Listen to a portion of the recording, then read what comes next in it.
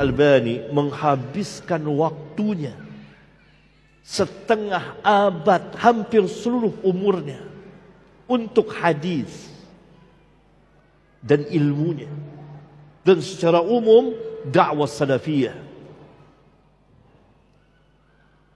Puluhan tahun menulis kitab. Hampir seluruh kitab hadis dijelaskan sah dan tidaknya oleh beliau, sesuai dengan ijtihad beliau.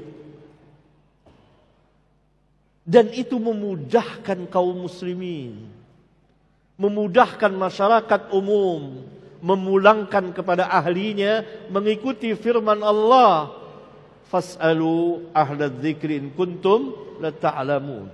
Bagi para ulama yang alim tentang hadis, tentu dia memeriksa lagi. Kadang-kadang dia menyetujui, kadang-kadang tidak. Bapak Ustadz ini sangat membanggakan Al-Albani, sampai-sampai dia melabeli Al-Albani sebagai ahlu zikri yang dimaksud dalam Al-Quran. Mengapa demikian? Karena Al-Albani adalah tokoh Wahabi. Dengan kata lain, sama-sama Wahabi. Sebagaimana kita ketahui, kalau Wahabi kan bebas menafsirkan Al-Quran sekehendak mereka. Namun jika ada orang yang mengatakan bahwa Ahlul Bait Nabi adalah ahlu zikri yang dimaksud Al-Quran, maka Wahabi serempak bangun dan berteriak, itu hulu atau berlebih-lebihan, itu Syiah, itu Rafidah. Sekarang mari kita lihat di antara hasil penelitian Al-Albani dalam hadis. Dalam kitab Sunan An-Nasai yang ditahqiq oleh Al-Albani, yang diterbitkan oleh Maktabah Al-Ma'arif, cetakan pertama, halaman 526. Diriwayatkan dari Mahmud bin Labid yang berkata, Rasulullah diberitahu tentang seorang pria yang menceraikan istrinya dengan 3 talak sekaligus. Rasulullah kemudian berdiri dengan marah dan bersabda, apakah dia mempermainkan kitab Allah sementara aku masih berada di tengah-tengah kalian? Hingga seorang pria berdiri dan berkata, wahai Rasulullah, apakah sebaiknya aku membunuh orang tersebut? Al-Albani berkata, hadis dhaif. Dalam kitab Sunan An-Nasai, Al-Albani menilai hadis tersebut dhaif. Sekarang pemirsa perhatikan, penilaiannya di kitab Ghayatul Maram yang dia susun sendiri. Dalam kitab Ghayatul Maram, karya Al-Albani yang diterbitkan oleh Al-Maktabul Islami, cetakan pertama tahun 1980, halaman 164, riwayat yang sama. Al-Albani berkata, hadis sahih. Ternyata di dalam kitab ini, Albani mengkategorikan hadis tersebut sahih. Ini perbedaan yang sangat kontras antara dhaif dengan sahih. Jika seorang Albani yang dipuji oleh si Bapak Ustadz tidak memiliki pendirian alias plin-plan, bagaimana dengan para pengikutnya? Contoh lain dari penilaian Albani tentang hadis. Dalam kitab Irwaul Ghalil, karya Al-Albani, jilid 5, yang diterbitkan oleh Al-Maktabul Islami, cetakan pertama tahun 1979, halaman 205. Hadis Abdullah bin Amr bahwa Nabi memerintahkannya untuk mempersiapkan pasukan, maka ia mengambil unta dengan tebusan, 2 ekor unta dari unta zakat. Al-Albani berkata, hadis hasan. Albani telah menilai hadis ini hasan, namun mari kita lihat penilaiannya dalam kitab yang lain. Dalam kitab Mishkatul Masabih, karya At-Tibrizi yang ditahqiq oleh Al-Albani, yang diterbitkan oleh Al-Maktabul Islami, cetakan kedua tahun 1979, halaman 858. Riwayat yang sama. Al-Albani berkata, sanadnya dhaif. Dapat pemirsa lihat hasil penelitian Albani yang kata Bapak Ustadz Wahabi ini memudahkan kaum muslimin. Mungkin maksudnya memudahkan muslimin menolak atau menerima suatu riwayat, karena satu riwayat dapat memiliki 2 status, yaitu hasan sekaligus juga dhaif. Demikian juga riwayat berikut ini. Dalam kitab Irwaul Ghalil, karya Al-Albani, jilid 3 yang diterbitkan oleh Al-Maktabul Islami, cetakan pertama tahun 1979, halaman 58. Rasulullah Shallallahu Alaihi Wasallam bersabda, sholat Jumat itu wajib bagi siapa saja yang mendengar seruan, yaitu azan. Al-Albani berkata, Hasan. Dapat diperhatikan bahwa Albani telah menilainya hasan. Kita menoleh ke kitab yang lain dengan hadis yang sama. Dalam kitab Mishkatul Masabih karya At-Tibrizi yang ditahqiq oleh Al-Albani, yang diterbitkan oleh Al-Maktabul Islami, halaman 434.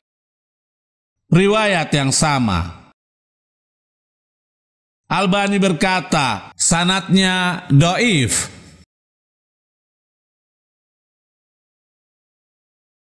Jelas sudah bahwa Al-Albani bukan orang yang konsisten di dalam menilai sebuah hadis. Terbukti dia tidak menguasai tentang para perawi hadis. Sebagai contoh adalah penilaiannya mengenai riwayat berikut. Dalam kitab Sahih Sunan At-Tirmizi yang disusun oleh Al-Albani, salah satu ulama Wahabi, jilid 3 yang diterbitkan oleh Maktabah Al-Ma'arif, cetakan pertama tahun 2000, halaman 561. Diriwayatkan dari Abdurrahman bin Abi Umairah yang merupakan salah seorang sahabat Rasulullah bahwa Nabi pernah berkata kepada Muawiyah, "Ya Allah, jadikanlah dia sebagai orang yang memberi petunjuk dan diberi petunjuk, serta berilah petunjuk kepada orang lain melalui dirinya." Al-Albani berkata, hadis sahih.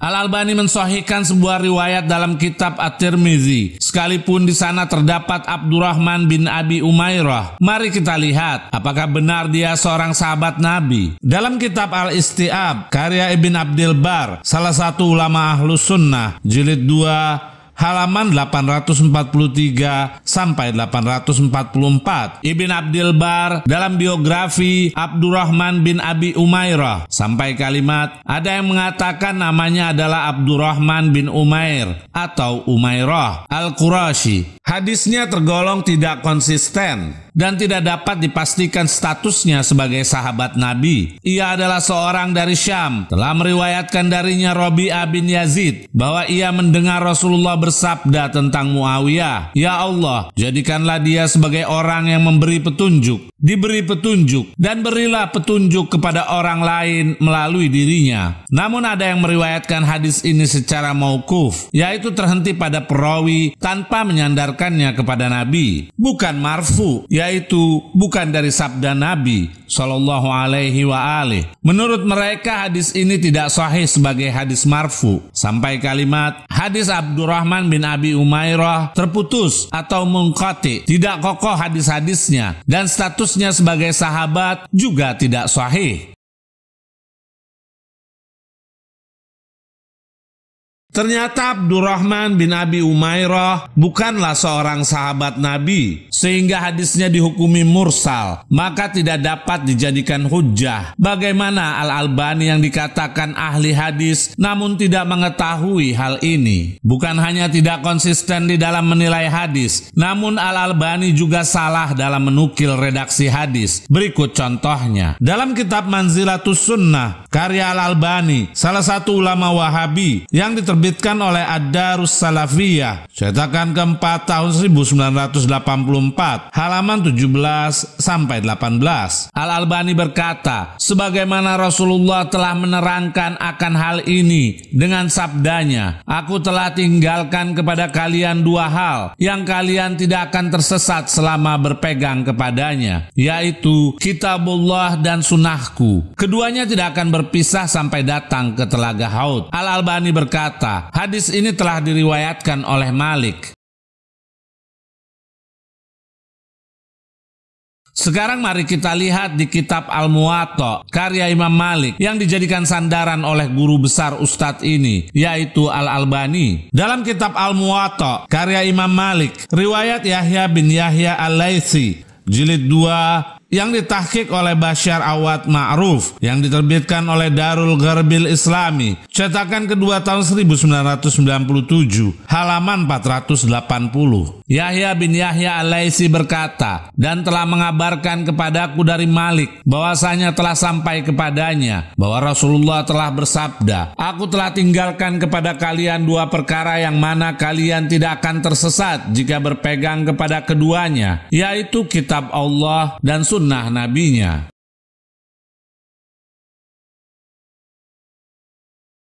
Ternyata tidak ada kalimat keduanya tidak akan berpisah sampai datang ke Telaga Haud. Itulah sebagian kecil contoh hasil penelitian Al-Albani yang menjadi kebanggaan Bapak Ustadz Wahabi ini. Untuk lebih lengkapnya tentang hasil penelitian yang bersifat kontradiksi dapat kita lihat dalam sebuah kitab yang berjudul Tanaqudot Al-Albani pada link berikut ini.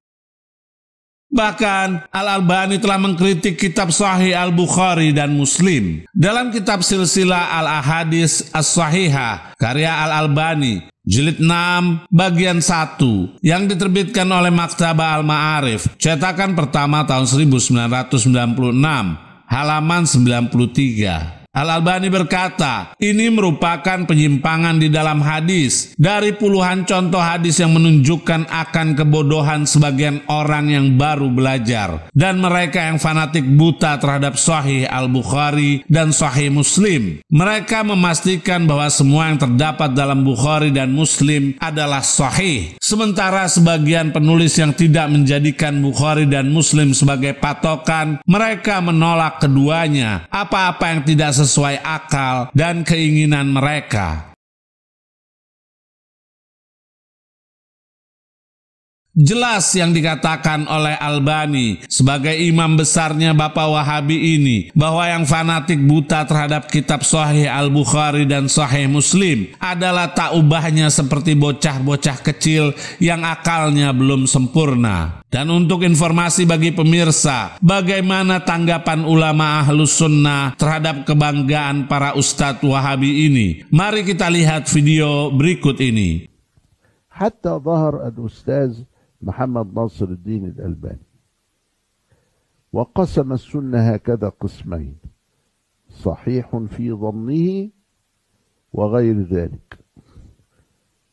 وتعامل مع الضعيف على أنه موضوع كذب، ليس فقط أنه لا يأخذ به في الأحكام أو في الفضائل، لا، بل إنه يعتبر ويعد السنة مخالفته، وهذه مصيبة ما رأيناها في التاريخ الإسلامي.